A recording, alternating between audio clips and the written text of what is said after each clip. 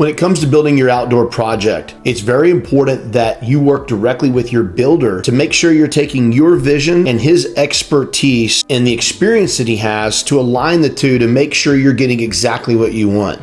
Sometimes your builder will know things that maybe you don't and have clarity to your vision and the things that you want to add into your project. When you're collaborating together, you can definitely make your vision come to life, where it's kind of like experience and expertise meets the artist and the vision. And when you put those two together, the outcome can be absolutely beautiful. Here's 9 steps to take when you're creating your outdoor living space with your builder. Step 1, define your goals and your lifestyle. Meaning when you're thinking about your patio, what are you going to use it for? Is it just going to be a small area you sit out on and drink coffee in the morning? Is it going to be more serene and have environmental elements that you interact with? Or is it going to be this grandiose space that you're going to entertain with, have big parties in, your family's going to spend a lot of time out there? Those are all things to think about when you're designing this thing. The next part of this is, what are you seeking? What is it that you see happening out here? Do you see fire features, water features, a kitchen? Are your posts wrapped in stone? Do you want raised beds? All the things and all the elements you need to think about. What's in that vision that you have for this project? What are all the different elements that could potentially go in to create your unique space? 3 things to consider for that. Number 1 is, how do you want to spend your time out here? Number 2 is, what do you enjoy doing? And number 3, how the patio will enhance your outdoor living, meaning how is it going to make the space better so you can come outside and use it? And what I always tell people is this: don't think about it how it is now, think about it how it's going to be exactly the way you want it.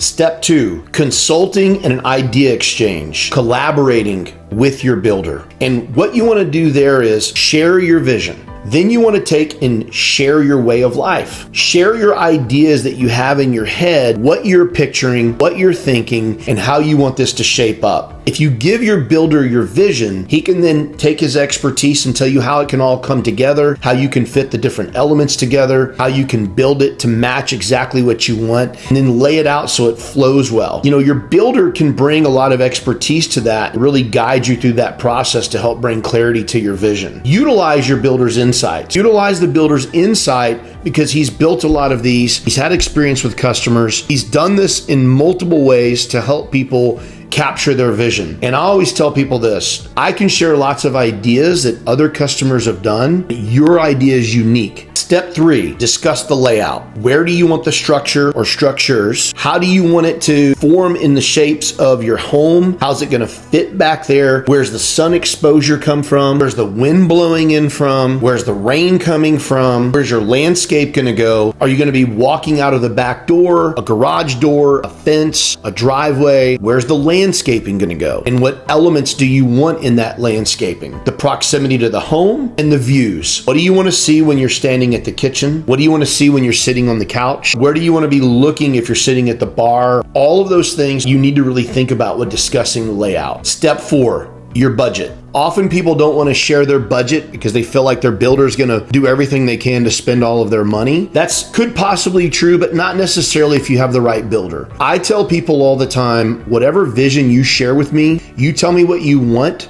Your budget doesn't really change my initial number, but if I know your budget, I can help you achieve those things a little better within a reasonable budget, meaning from a scalable size or different elements or how we can use different materials to achieve the same thing. At the end of the day, as a builder, I want to make sure I'm delivering to you all of the key elements that you're really looking for that are most important to you when you're doing your project. So all of these things change from the way I can recommend a more cost-effective solution, but achieve the same thing structure-wise. Or maybe you go from a fireplace to a fire pit because you really want a fire feature. Or maybe instead of doing a full-blown kitchen, you do a bar. It's a little smaller and a little more cost-effective and achieve the same thing. All of these things can come into play with your budget. So don't be afraid to share your budget if you feel confident that you have a good, trustworthy builder. Step 5, what materials are you using? There's 2 things that play a part in here. Number 1 is the outdoor elements, meaning how long is the material that the builder is using going to last and withstand to the conditions that you're exposing it to.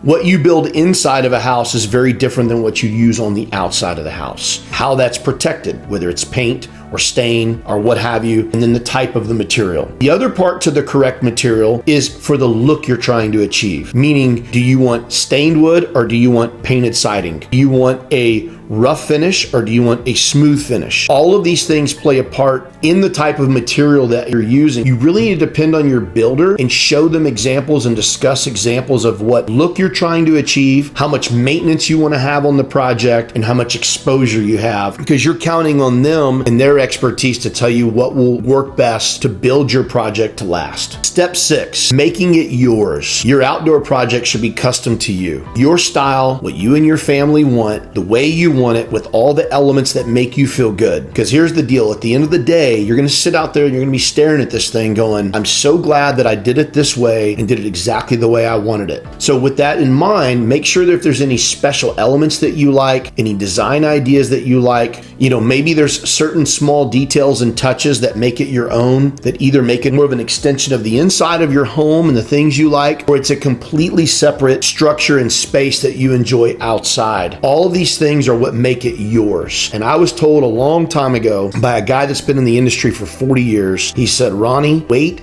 and do it the way you want it, because if you don't, you're going to be upset that you didn't.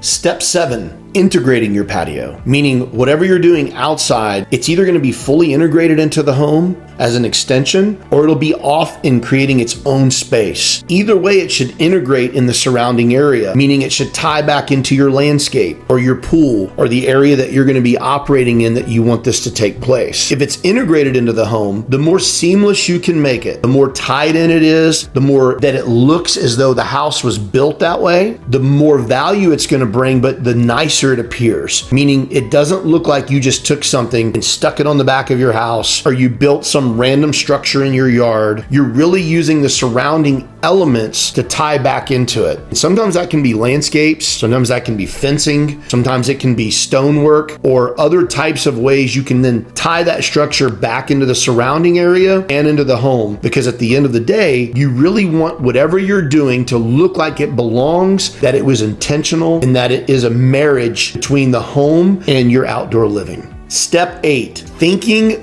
with the future in mind, meaning whatever you're doing with your patio today, whatever you're building and thinking about doing, think about in the next year, 2 years, or 5 years, all the other elements that you may want to bring in different phases, or things that you're thinking about that maybe you can't budget for now, but you definitely want to add them later. Build for that. One thing we encourage people to do is if, like, say for instance, they want to do a fireplace, we tell them when we pour your concrete, let's go ahead and put a footer. That way, when you get ready to do your fireplace, it's already poured and inspected, and it's synonymous. We don't have to come and cut and add it later. Or if you think maybe down the road you might want heaters, go ahead and pull your 220 or your gas lines and have them in place so you can add heaters later. If you're going to do some stone wrapping on your post, you're going to have to set those on the concrete and make sure you're putting them in the right place so you have enough room to then come back later and put your stone wrap properly around each post. A real common and popular one is screens. We often build to add screens later. Therefore, we're going to always build framing that we can come in and add our screens to. So just a few things to think about, keeping the future in mind.